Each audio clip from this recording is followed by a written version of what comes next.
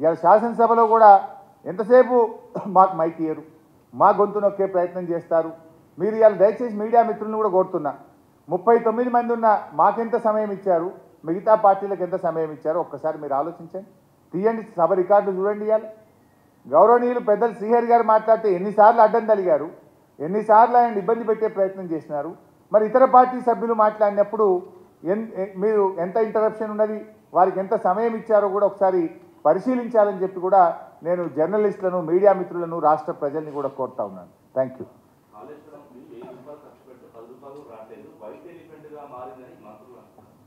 ఇప్పటిదాకా అదే చెప్పినా కదా బైసాబ్.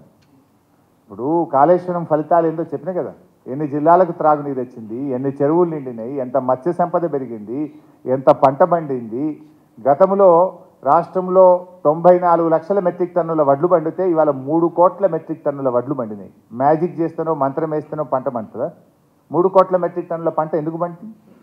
వాళ్ళకి ఏమైందంటే మా ప్రభుత్వానికి మంచి పేరు వచ్చింది కనుక దాని మీద బుర్ర జల్లాలి, ఏదో ఒక రకంగా మాకు ఒక చెడ్డ పేరు తెచ్చి ప్రజల్లో అనుమానాలు కలిగించేటువంటి ఒక దుష్ప్రచారానికి వాళ్ళు పాల్పడుతూ ఉన్నారు. బట్ నిజం నిలకడ మీద తెలుస్తుంది.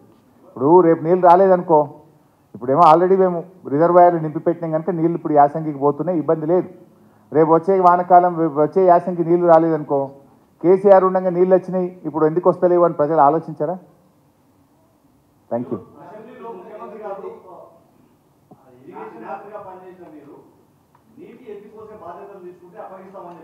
ఎస్, ఇప్పుడు కూడా అవకాశం ఉంది. ఇంజనీర్లు చెప్తున్నారు, వాళ్ళకి చేత కాకపోతే ప్రభుత్వాన్ని మాకు అప్పచెప్పమనండి, వాళ్ళని తప్పుకోమనండి, మేము చేసి చూపిస్తాం. అవునే, దిగుమను రేవంత్ రెడ్డి రాజీనామా చేయమని నేను ఎక్కి చేపిస్తాను. రేవంత్ రెడ్డి రాజీనామా చేయమను, నేను ముఖ్యమంత్రిగా ప్రమాణ స్వీకారం చేసి నేను చేసి చూపిస్తాను. నాకు బాధ్యత ఇస్తా అంటే I'm ready to take it. ఆయనకు చేత కాదు, హరీష్ రావు నువ్వు చేయంటే చేసి చూపిస్తా.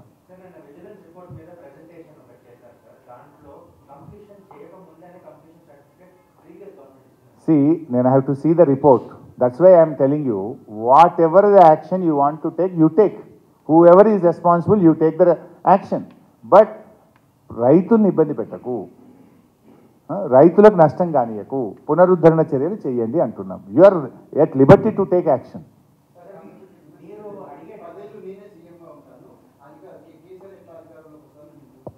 బైసాబ్, ఎవరు ఎన్నేళ్ళు ముఖ్యమంత్రి ఉండాలని మనం కాదు నిర్ణయించాల్సింది, రాష్ట్ర ప్రజలు నిర్ణయిస్తారు. ప్రజల నిర్ణయం శిరోధార్యం. ప్రజలు అంతిమంగా న్యాయ నిర్ణేతలు. మీరు ప్రజలకు ఇచ్చిన హామీలు అమలు చేయండి, మేము కోఆపరేట్ చేస్తామని చెప్పినాం కదా. నిన్న నల్లగొండ సభలో కూడా కేసీఆర్ చెప్పారు, 5 ఏళ్ళు మీరే ఉండండి, ప్రజలకు ఇచ్చిన హామీలు అమలు చేయండి అని నల్లగొండ సభలో చెప్పినారు కదా కేసీఆర్ గారు. మీరు బాగా చేస్తే ప్రజలు మీకు మళ్ళీ అవకాశం ఇస్తారు, బాగా చేయకపోతే బండకేసి కొడతారు మిమ్మల్ని. అంతిమంగా పబ్లిక్ హ్యాస్ టు డిసైడ్. వస్తారబ్బా, ఎందుకు రాడు ఆయన, ఎందుకు తొందరపడుతున్నాడు? అన్నీ చూస్తారు మీరే. రైట్, శాసనసభలో మాట్లాడతారండి. గతంలో కేసీఆర్ను కాల్ చేయాలని మాట్లాడండి, ముఖ్యమంత్రి ఉండే కేసీఆర్ ఆ రోజు. ఈయన ప్రతిపక్ష నాయకుడు కాదు, పిసిసి ప్రెసిడెంట్గా ఉండి ఒక ముఖ్యమంత్రిని పట్టుకొని కాల్చి పారేయాలి అన్నాడు. అనడా లేదా రేవంత్ రెడ్డి గారు? మీరే సాక్ష్యం కదా బైసాబ్. ఉరిదీయాలని మాట్లాడండు, కాల్చి పారేయాలని మాట్లాడండు. అటువంటి భాష ఆయన మాట్లాడవచ్చా? ఇంకోటి, పబ్లిక్ మీటింగ్లో మాట్లాడడం వేరు, శాసనసభకు ఉండేటువంటి ప్రాధాన్యత కానీ, శాసనసభకు ఉండేటువంటి శాంటిటీ కానీ, శాసనసభలో ఉండే సాంప్రదాయాలు ఆయన తెలియయా? Thank you.